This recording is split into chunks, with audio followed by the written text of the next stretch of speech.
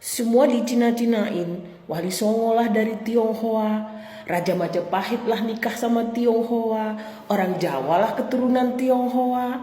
Jadi mau apa Siti? Jadi begini loh. Untung saya ini guru yang sabar ya. Sekarang saya jelasin kenapa semuanya jadi Tionghoa gitu loh. Jangan di demo berjilid-jilid ya. Kasihan Pak Ahok cerita sedikit tentang Tionghoa, kamu demo berjilid-jilid. Jadi begini guys, saya ceritain. Sebelum Islam itu masuk ke Pulau Jawa, terlebih dahulu Islam itu sudah berkembang pesat di Cina.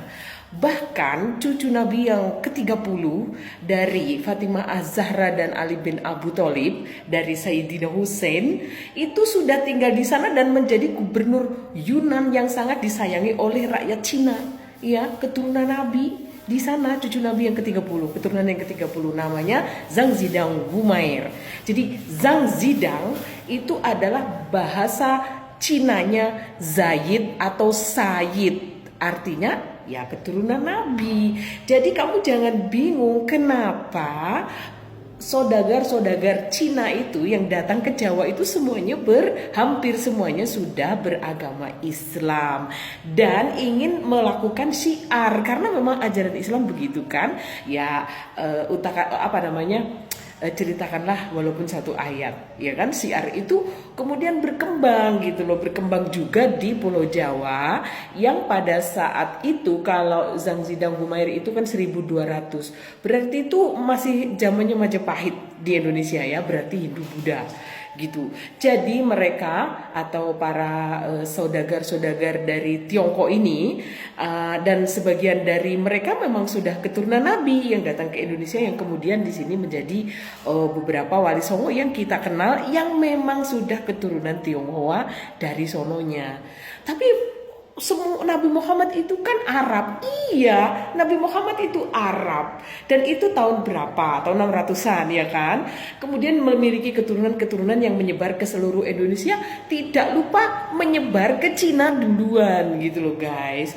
Jadi, kenapalah Wali Songo itu keturunan Tionghoa tapi Muslim? Karena Islam itu terlebih dahulu berkembang pesat di Tionghoa sebelum masuk Indonesia. Nah, sebagian saudagar yang masuk ke Indonesia dan para wali, ya salah satunya dari penumpang sebuah kapal, yaitu kapalnya siapa? Laksamana Cheng Ho. Laksamana Cheng Ho itu siapa? Nanti ku ceritain pakai satu video ya tentang Laksamana Cheng Ho yang hebat, yang memiliki 2.700 awak kapal dan 300 sekian armada. Dia adalah laksamana terhebat saat itu ya gitu. Jadi jangan bingung. Nabi Muhammad orang Arab ya. Kemudian penyebaran agamanya itu sudah ke seluruh dunia dan kita belakangan. Gitu loh. Jadi sudah masuk dulu ke Cina. Masuk dulu ke Cina. Kalau namanya sudah ke Cina berarti kan pastinya keturunan mereka juga orang-orang Tionghoa. Berarti campuran Arab Tionghoa. Masuk lagi ke Indonesia, Arab Tionghoa, Jawa. Gitu loh guys. Kamu jangan bingung, makanya yo belajar ya, jangan semua itu ditelan mentah-mentah ya kan. Kemudian kamu salah-salahin saya juga, ngomongnya keturunan Tionghoa ternyata orang Jawa keturunan Nabi Nuh ya kan. Nabi Nuh kan Arab. Iya gitu loh. Iya, Nabi Nuh tahun berapa? Kamu bisa sebut gak tahun berapa? Nabi Nuh itu nabi bapaknya orang seluruh dunia. Jadi ketika cerita air bah ya, bencana air bah yang diceritakan di seluruh kitab dalam semua agama, itu yang selamat hanya orang yang naik kapal, yaitu Nabi Nuh dan putra-putranya. Orang inilah yang menjadi cikal bakal penduduk dunia. Enggak cuma orang Jawa, kan ada Yafet, ada Sam, ada Ham ya kan.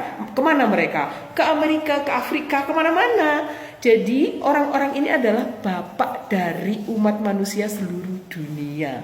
Begitu. Jadi kalau membaca sejarah atau membaca sebuah kisah, harus kitanya juga mencerna dengan baik sebuah video yang saya utarakan. Kalau misalnya di video itu tidak lengkap, kamu scroll ya. Mungkin saya sudah bercerita di video sebelumnya. Ya, kita harus pintar, kita harus belajar, kita harus menjadi bangsa yang cerdas, membaca literasi, belajar ya.